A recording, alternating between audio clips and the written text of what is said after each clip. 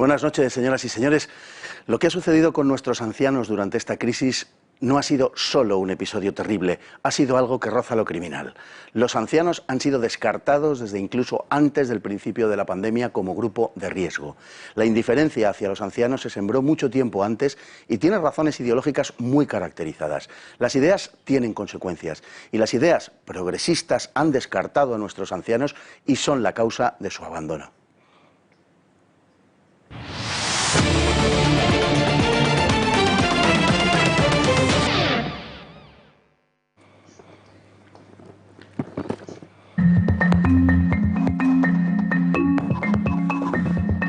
Argentina quiere el asesoramiento de Pedro Sánchez para que vuelva al fútbol, mientras Almeida aconseja a Buenos Aires.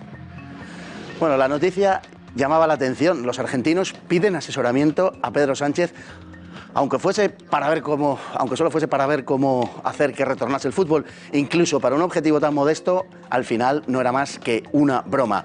Lo que no es ninguna broma es la cantidad de ancianos que ha muerto en esta crisis.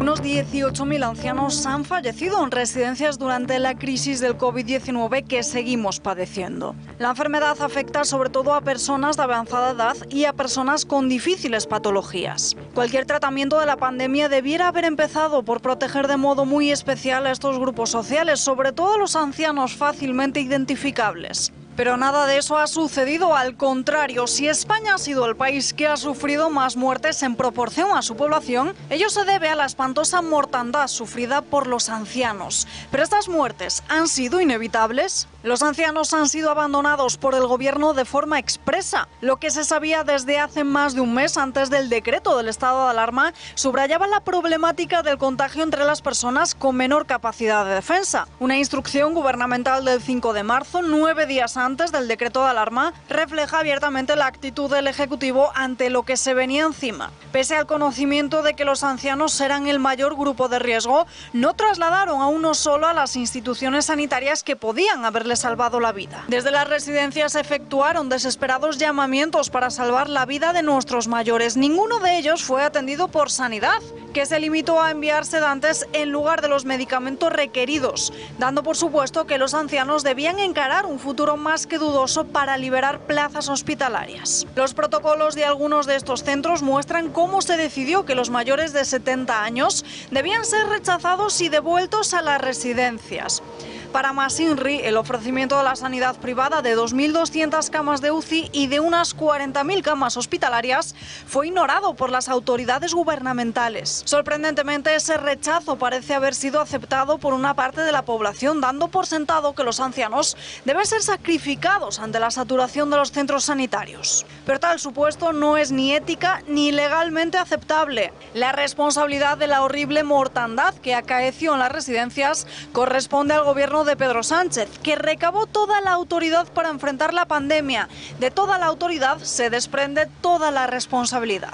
El 19 de marzo, el vicepresidente responsable de Asuntos Sociales compareció en rueda de prensa reivindicando su poder en ese área. Desde esa fecha, lo que ha sucedido en las residencias de ancianos es responsabilidad de Pablo Iglesias. Desde el envío de sedantes en lugar de medicamentos hasta la omisión de auxilio a los ancianos, a los que no solo no trasladó a centros sanitarios que pudieran atender, sino a los que ni siquiera envió ayuda sanitaria primaria. En medio de esa mortal indiferencia gubernamental, decenas de miles de ancianos agonizaron abandonados sin permitírseles siquiera el consuelo del acompañamiento familiar en sus últimos momentos.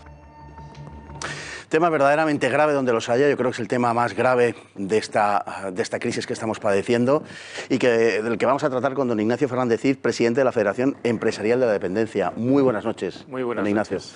Bueno, empecemos constatando que hay un hecho incontrovertible y es que la muerte se ha cebado fundamentalmente con los ancianos. Sí, lamentablemente es un hecho, pero ya desde un inicio, como venía en el vídeo que nos ha precedido, identificaba claramente a las personas mayores ingresadas en residencias como la población más vulnerable, porque no solo son mayores, sino que tienen múltiples patologías que los hacen más débiles.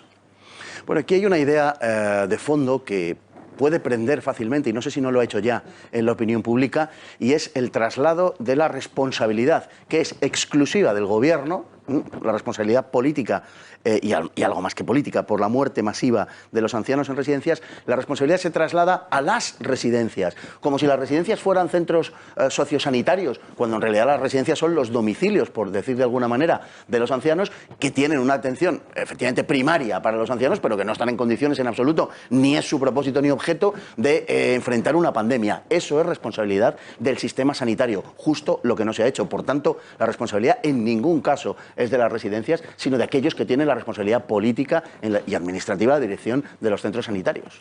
Es que lo que creemos nosotros es que al depender de repente de la noche a la mañana a la autoridad sanitaria, se ha producido un desencuentro, porque es que no saben lo que es el mundo de las residencias. Ese es el principal problema.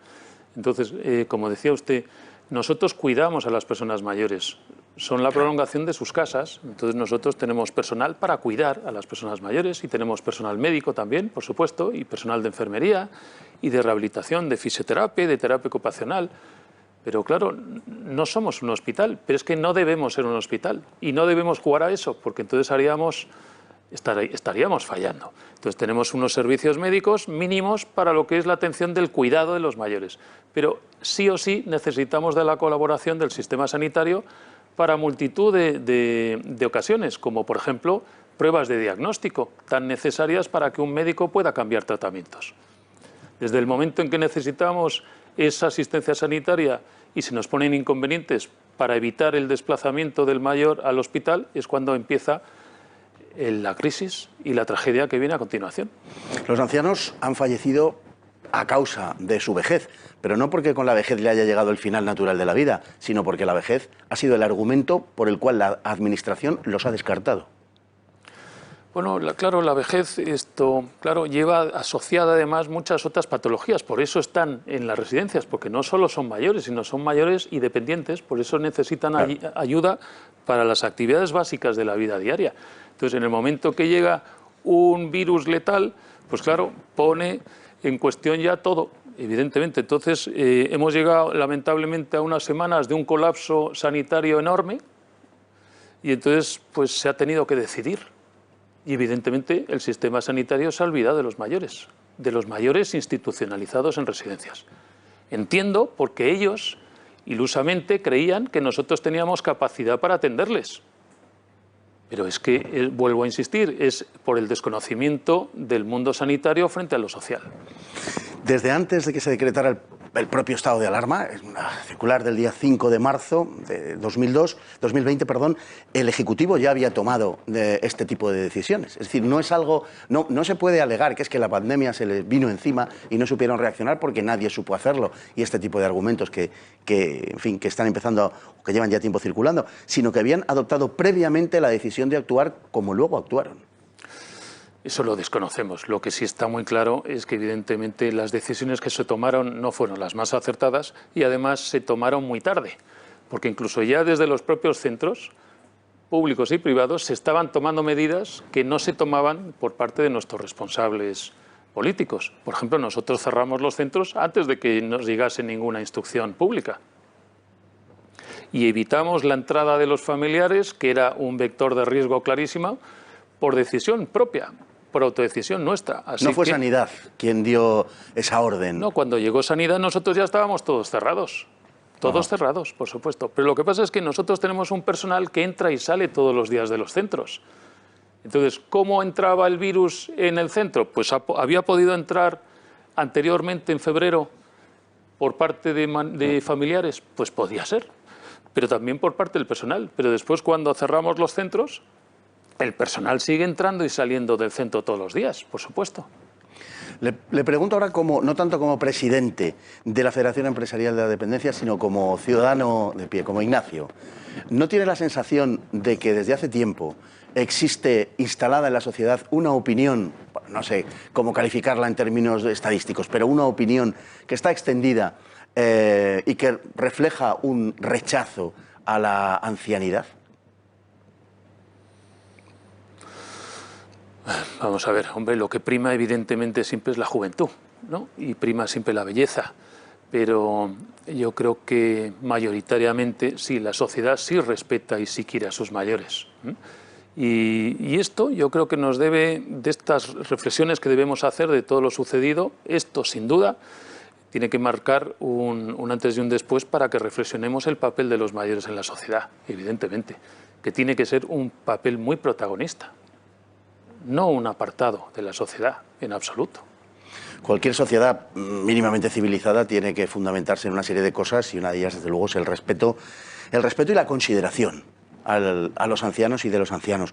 Pero, vamos a ver, desde determinadas instancias políticas, por ejemplo, años atrás, se ha culpabilizado a los ancianos de que en España no se haya producido determinados cambios políticos hacia cierta orientación ideológica. Y una dirigente, por ejemplo, de Podemos, Carolina Vescansa, echó la culpa, después de unas elecciones gallegas, si no recuerdo mal, a los ancianos de que no se hubiera producido el cambio político, diciendo que si hubieran votado los menores, no sé si dijo 45 o 50 años, en fin, Pablo Iglesias sería presidente de gobierno. Esto sí crea un caldo de cultivo identificado con determinadas opciones ideológicas de rechazo de los ancianos. De hecho, hay que decir, aunque parezca mentira en determinados foros públicos, que la vejez no puede ser un criterio de exclusión a la hora de la atención médica. Creo que solo faltaría, porque entonces, ¿qué es lo que estamos creando? ¿Una sociedad con distintos niveles de ciudadanos con derechos distintos? Pues eso es lo que sería ya el terror, ¿no? Sería terrible. Y por supuesto, los mayores, sean institucionalizados o no lo sean más dependientes o no lo sean, deben tener exactamente los mismos derechos que cualquier otro. Exactamente, hasta ahí podríamos llegar, porque entonces, ¿qué sociedad estamos construyendo? Pues hemos visto en protocolos hospitalarios que esto no es así, don Ignacio. Sí, no, lamentablemente lo hemos visto, pero estuvimos en unos momentos en que había que tomar unas decisiones drásticas que a mí no me gustaría estar, por supuesto, en el pellejo de los médicos que estaban tomando esas decisiones por una escasez de recursos, porque todo estaba colapsado, ¿no? Pero ahora ya no lo estamos. Ahora ya no lo estamos. Y seguimos, lamentablemente, teniendo problemas en algunas derivaciones hospitalarias dependiendo de áreas sanitarias, y eso es lo que no es de recibo. Como tampoco es de recibo que se empiecen a hacer test de forma mayoritaria y que no se haga un estudio epidemiológico en condiciones en las residencias, tanto a los residentes como al personal. ¿Se han hecho pruebas con los supervivientes de las residencias? Se han hecho pruebas con las personas sintomáticas. Sintomáticas. Pero no las asintomáticas. Ajá. Y el personal enterito tiene que pasar los PCRs correspondientes.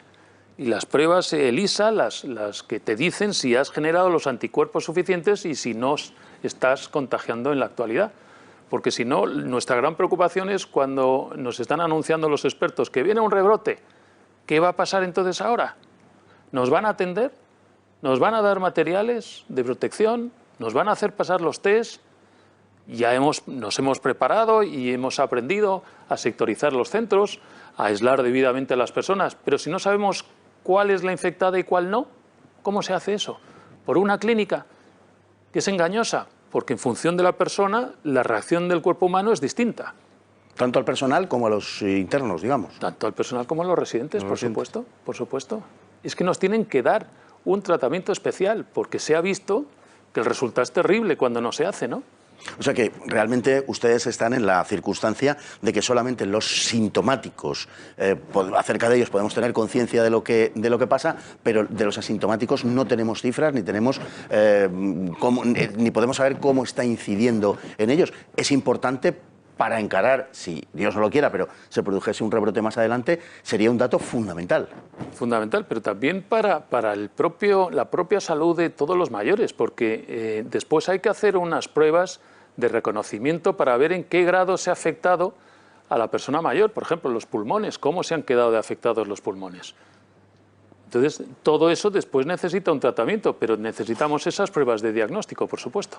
Evidentemente. Luego parece que el sistema político tampoco ha jugado a favor en cuanto al sistema de autonomías. Ha sido, hay que decirlo con toda claridad, ha sido un desastre el sistema de autonomías para toda esta pandemia. Bueno, es que tenemos un país complejo, con 17 comunidades y 17 normativas distintas y 17 formas de actuar distintas.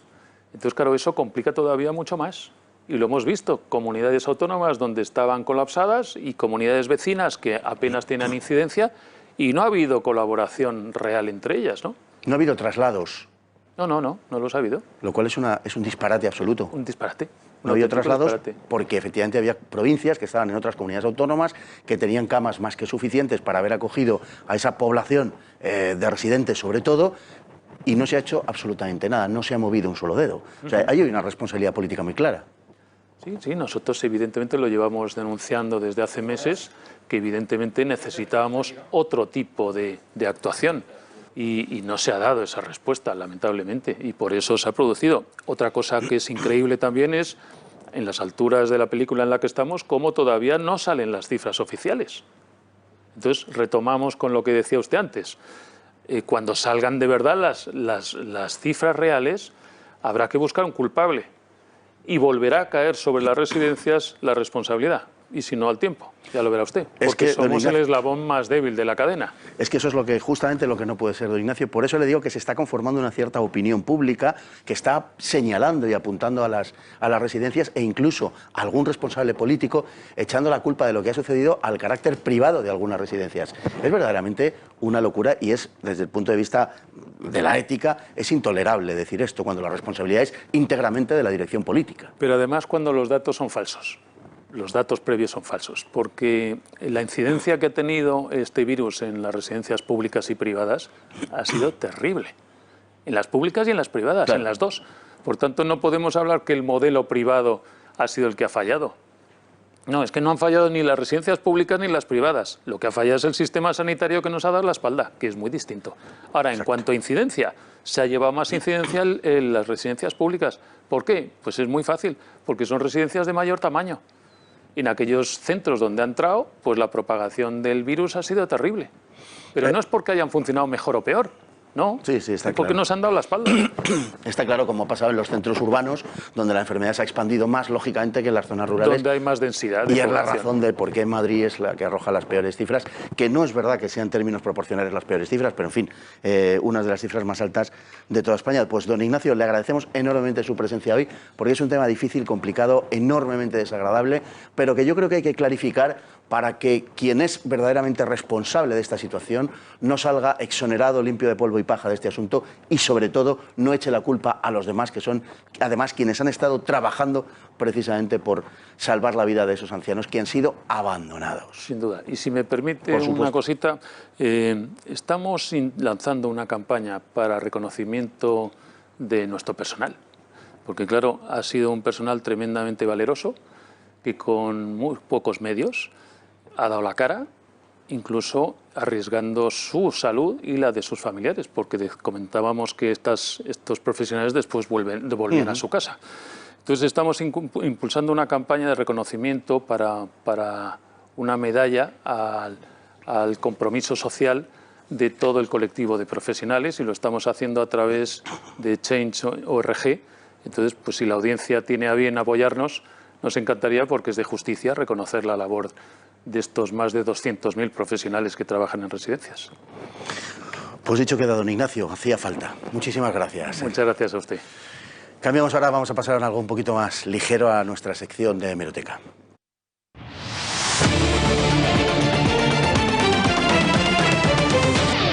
Y en una de esas campañas características de este gobierno por lo absurdo, nos dicen ahora que salimos más fuertes. ¿Salimos más fuertes quiénes? ¿Las decenas de miles de fallecidos? ¿Los centenares de miles de parientes y amigos de fallecidos? ¿La economía española sale más fuerte, señor Sánchez? Vamos a publicidad.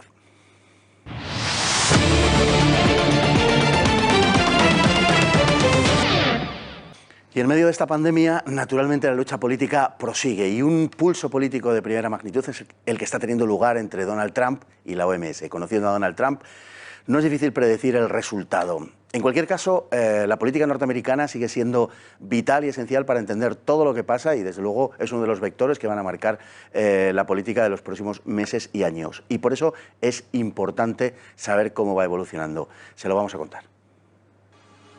El papel de la OMS como correa de transmisión de los intereses chinos ha terminado por soliviantar al presidente norteamericano Donald Trump. En una carta, el presidente de ese organismo ha advertido que de no producirse un cambio sustantivo en las actividades del mismo, los Estados Unidos pueden abandonarlo con la consiguiente merma de los fondos de los que dispone la OMS. La finalidad del mandatario estadounidense es desvincular a China de la organización dirigida por Adhanom, ya que Trump culpa a Beijing por la expansión de la pandemia y desea emprender una investigación internacional para averiguar el origen del COVID-19. A estas alturas no caben dudas acerca de la determinación de Donald Trump a la hora de tomar decisiones. En el pasado ya abandonó la UNESCO, el Consejo de Derechos Humanos de Naciones Unidas o el Acuerdo de París sobre el cambio climático. Por eso, cumplido el plazo de 30 días que le ha dado Adhanom, es más que posible que los Estados Unidos se retiren efectivamente de la Organización Mundial de la Salud. Antes de la pandemia, Trump disfrutaba de una creciente popularidad, ayudado por la rutilante marcha de la economía, subida de salarios, descenso del paro hasta situarse en la tasa más baja en medio siglo, crecimiento ininterrumpido, descenso de la pobreza, el Dow Jones en 27.000 puntos y una repatriación de capitales acogidos a la política proteccionista de Trump y su bajada fiscal. Con elecciones dentro de 5 meses, la carrera por la presidencia parece en principio propicia para Donald Trump. Su popularidad no ha menguado y en el lado demócrata no consiguen un candidato adecuado para enfrentarle. Los sucesivos nombres de Warren, Sanders y Bloomberg han cedido ante Joe Biden, al que sin embargo persiguen creíbles acusaciones de abuso sexual. Los mismos medios que hace 4 años acusaron airadamente a Trump por un comentario obsceno han mitigado su indignación ante las acusaciones de abuso sexual de Tara Reid contra Biden. Ni uno solo de esos grandes medios quiso aceptar la historia, que saltó a la opinión pública desde el podcast de una periodista. Dicha negativa retrata la guerra de fondo que mantiene la prensa contra Trump, contestada por este de la misma manera. Una prensa que por su parte parece estar dispuesta a mantener su respaldo a cualquiera que se oponga a que Donald Trump prorrogue 4 años más su para ellos insufrible presidencia. Don Carlos Esteban, ¿quién si no? Muy buenas tardes. Buenas tardes. Bueno, está el tema de la guerra que mantiene en este momento Trump con la OMS y está el tema de fondo de la carrera presidencial norteamericana, naturalmente. En términos políticos, podemos decir, aunque ya sé que la pregunta es complicada posiblemente de responder, pero que el COVID-19 ha perjudicado a Donald Trump. No, al revés. Vamos a ver, esto es un poquito tirarme de la moto, pero es una cuestión de cálculos por muy poco tiempo, ¿de acuerdo? O sea, si el COVID hubiera estallado un poquitín más tarde, pero no mucho más tarde, 1 mes, 2 meses más tarde, lo hubiera hecho polvo. Porque al final el gran logro indudable, hay otros logros, pero que son más discutibles o cuestionables, pero el gran logro indudable de Donald Trump es la economía. Sobre todo la bajada del paro hasta límites maravillosos. Pero claro, eso se ha ido todo al cuerno. Se ha ido todo a la porra, se ha ido la bolsa, tal, todo. Pero la cuestión es que ya el virus está menguando, se están abriendo la mayoría de los estados y el repunte va a ser espectacular, por lógica. Es decir, si las cosas van muy bien, ahora muchísimos americanos están en el paro sencillamente porque no hay actividad, pero en cuanto salgan volverán a sus... muchos de ellos volverán a sus puestos, con lo cual el repunte del empleo va a ser como nunca se ha dado en la historia de Estados Unidos, mensual. Es decir, no va a ser tanto la medición anual, sino la mensual. Y el regusto que va a tener el votante cuando se acerque a la urna va a ser ese. Siempre te quedas con lo más cercano, y lo más cercano va a ser ese. Va a ser los excelentes datos proporcionales de su vida. La cuestión de la economía en la prensa norteamericana, incluso hasta los mayores adversarios de Donald Trump, han terminado con la boca pequeña, pero rindiéndose a los resultados económicos.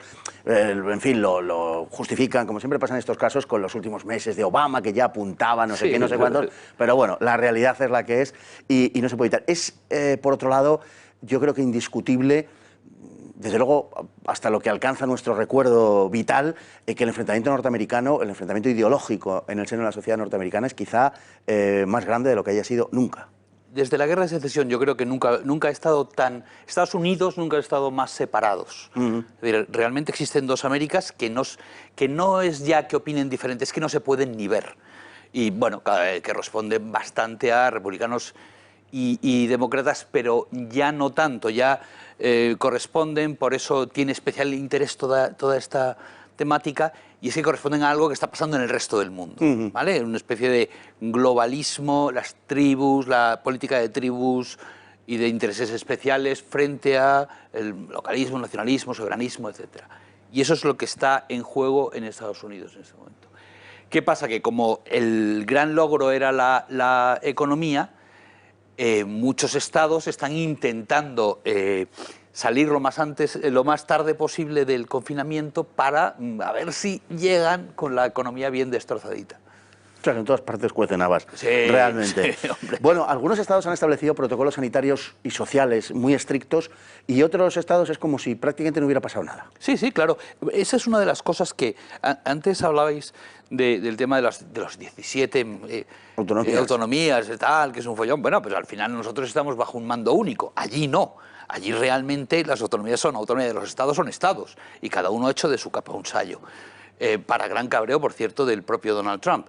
Tenemos estados como Michigan, que está gobernado por una Whitmer, por una mujer que es verdaderamente un Hitler con faldas, que no quiere saber nada de salir, que ponen unas de las que mandan helicópteros a la playa y ese tipo de cosas. Bueno, a la playa no, porque en Michigan no queda. Pero ese tipo de cosas, de uso de la policía. Tenemos a Andrew Cuomo en Nueva York, que también está empeñado en que ahí no salga nadie y tal. Y la idea es esa, siempre son los demócratas, claro. Por eso digo que hay una gran línea divisoria entre mascarillistas y antimascarillistas, ¿no?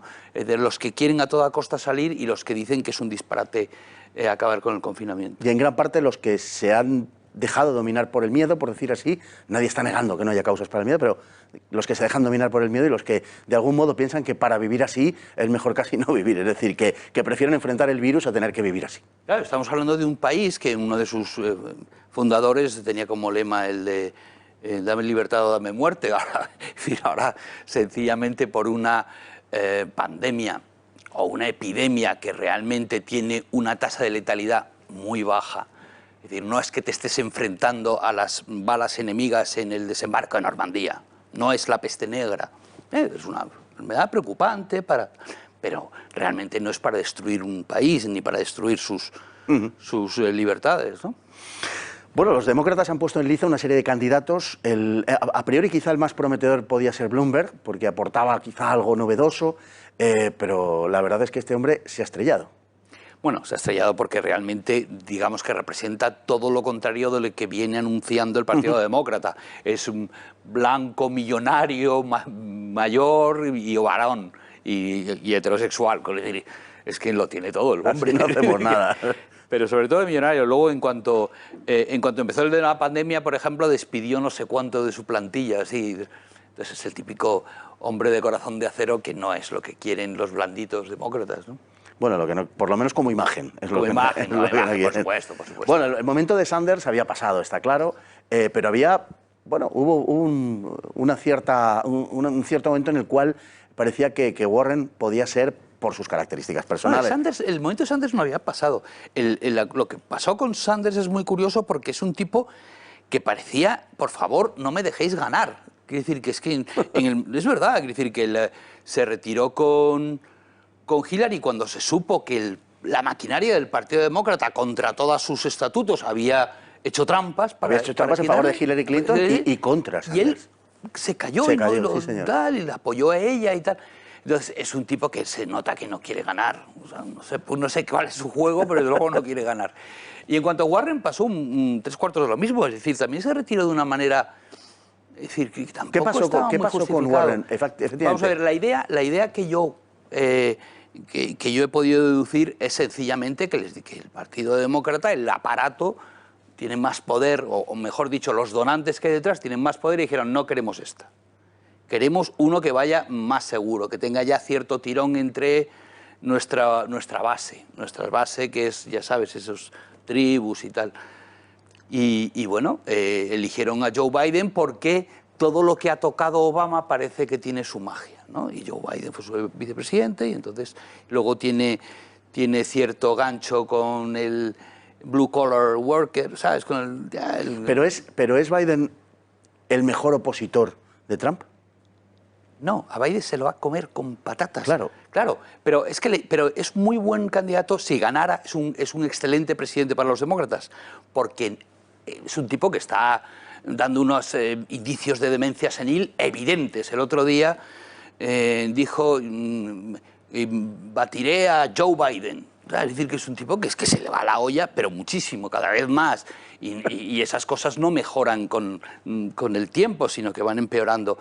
Pero a la vez eso dejaría al Partido Demócrata, a los donantes, a los que mueven los hilos, siendo los verdaderos presidentes, dominando a este y que este sea un títere, que es lo que va a ser, porque es que no tiene entidad, es un tipo que se le va a la cabeza y que ya no se puede. Que no dé problemas, claro.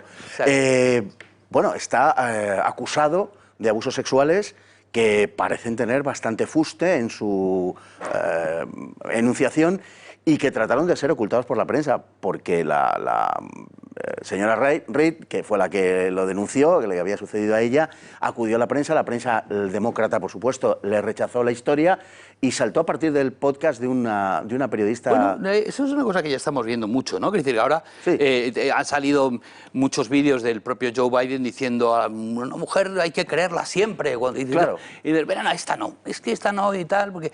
Entonces, es una cosa que estamos viendo en España. Quiere decir que hay noticias que este mismo caso, si lo hace un tipo de... Si Pablo Iglesias dice la fustigaría hasta sangrar, pues no importa, pero ahora lo dice otro. Entonces estamos viendo que esa doble vara de medir en la prensa no es una cosa de España, no es una cosa de Estados Unidos, es una cosa realmente de esa élite que domina los medios de comunicación en todo el mundo, ¿no? Que está más allá de toda sospecha. Porque incluso las sospechas toman cuerpo real, como en este caso, y no parece pasarle... Pero acuérdate una cosa, acuérdate que estaba mucho peor contra Donald Trump en su primera campaña y no lo lograron. Eso significa que hay un cambio, voy a decir la hortera, cambio de paradigma en la comunicación grandísimo. Quiere decir que ahora realmente la gente ya sabe eso, ya sabe que los medios de comunicación convencionales le mienten. Y entonces cuando quiere asegurarse va a las redes sociales, en fin, a la prensa alternativa, etcétera, etcétera, a este tipo de programas, ¿no? Porque si es que me mienten, si es que son unos tipos de poder que funcionan de acuerdo con el poder y por tanto van a decir lo que interesa al poder y yo quiero enterarme de verdad de qué pasa. Lo que pasa es que en el caso además de los Estados Unidos, bueno, no es el único y bastaría con que miráramos a nuestro propio país, pero la unanimidad de los medios de información es asombrosa. Un país que además presume de esa larguísima libertad de prensa, de estar contra el poder, y realmente parece que solo están contra el poder cuando los que gobiernan son unos, cuando los que gobiernan son otros lo apuntalan. El editorial único de Cataluña, ese célebre editorial único, prácticamente se dio en la televisión americana, que es la verdadera prensa allí, o sea, lo que ve todo el mundo, que es diciendo todo el mundo. Hay un vídeo muy famoso de hace 2 años, que todo el mundo era palabra por palabra diciendo y te lo ponen todo junto y fue como divertidísimo, claro. Pues, o sea, presentadores muy conocidos de espacios de utilidad de distintas cadenas diciendo exactamente lo mismo, ¿no? Porque hay una unanimidad tremenda. Incluso la Fox, que se supone que es la que se distancia un poco a la derecha, simplemente tiene 2 o 3 tipos que efectivamente están más cerca de Trump. Pero cuando las primarias americanas estaban contra Trump. Sí, sí. Hasta que Trump llegó... porque Trump era antipartido, en realidad. Exactamente. Claro. Sí. Sería el Partido Republicano tiene un grueso todavía de Never Trumpers, que se llaman Nunca Trump, que somos republicanos, pero jamás de Trump. Preferimos votar demócratas si va a presentarse Trump. Que es muy importante, estamos hablando de gente con mucho peso en la opinión republicana. ¿Qué tiene Trump? Que le vota gente que considera que es un tipo agrio, desagradable, en parte gracioso, porque también tiene eso, y que es extravagante y tal, pero hay gente que le vota parece pensando que es un patán y es un bocazas y sobre todo es un narcisista increíble, un tipo muy vanidoso. Y bueno, aquí vamos bien servidos chulo, también de eso. No, pero esto es más como... Pero él tiene más motivo para hacerlo. Pero... yo es que creo que Trump no es Trump para nada. Es decir, simplemente hay una opinión muy gorda, muy importante en Estados Unidos, los que se han visto perjudicados por la deslocalización de las empresas, por la inmigración masiva desde México y el tercer mundo en general, que se han quedado, que no tenían ninguna representación. Hay 2 partidos y los dos tenían motivos para defender lo que perjudicaba a ese americano de la América profunda. Y simplemente es que está pasando en todos los países. Eso es. Es esa masa la que representa a Trump. Pero lo que sea Trump y lo que realmente piense Trump no importa. No importa en absoluto. Nada. No importa. Es el fenómeno. El Pues trumpismo es más grande que Trump. Ahí quería ir precisamente, nos queda muy poquito tiempo, pero quería preguntar eso. ¿Será Trump una anécdota en la historia de los Estados Unidos y volveremos a republicanos, demócratas al uso? ¿O va a crear escuela o va a dejar algo? Hay una tendencia muy interesante en todo el mundo, hay cierta vuelta al liderazgo fuerte, al liderazgo, que me perdonen, masculino, con testosterona. Lo estamos viendo en muchos países, estamos viendo en Estados Unidos, en Rusia, en Hungría. Sí.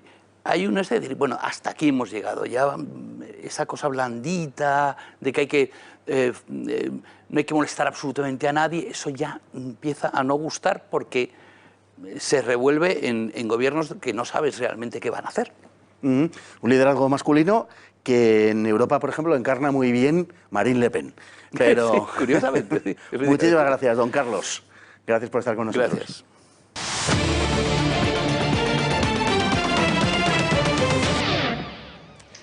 Fake news, ¿qué tenemos hoy, Alba? Vamos siempre bien servidos y hoy creo que particularmente. Pues justo empezamos la semana hablando de esa manifestación convocada por Vox, esa caravana para criticar la gestión del gobierno de Pedro Sánchez. Y ayer justo nos olvidamos mencionar un tuit que publicó Pablo Echenique en las redes sociales. En él recoge un vídeo y dice: la manifestación en coche de Vox obstaculizando el paso de una ambulancia.